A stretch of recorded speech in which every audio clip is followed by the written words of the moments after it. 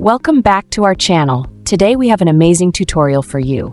How to create a V2Ray slow DNS config file for a faster internet connection and set it up on the HTTP custom app.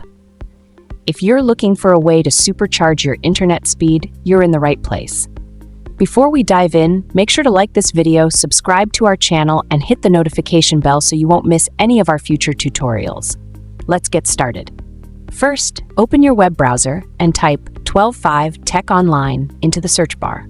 Hit enter, and in the search results, find the official 12.5 Tech website.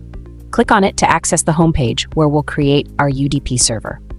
Once on the homepage, locate the menu button, usually at the top corner of the page. Click on it to reveal a list of options. From the menu, select Slow DNS Config. Next, a drop-down menu will appear.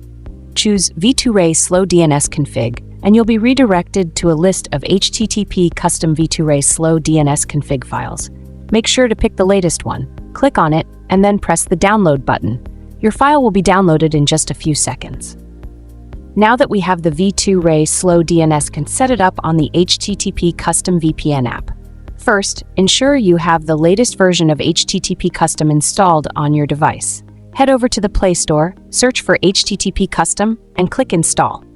Once the app is installed, open it and you'll land on the home page. On the home page, locate and click the plus button. A pop-up window will appear. Select Open Config, which will take you to your device's download folder. Find the slow DNS config file we just downloaded and click on it. The app will import the file within seconds. Once the file is successfully imported, press the Connect button. In no time, you'll be connected to a secure and fast-speed internet connection. And there you have it. We've successfully created a V2Ray slow DNS config file and set it up on the HTTP custom app for a faster internet connection. If you found this tutorial helpful, don't forget to give it a thumbs up, subscribe to our channel, and share it with your friends. Thanks for watching, and I'll see you in the next video.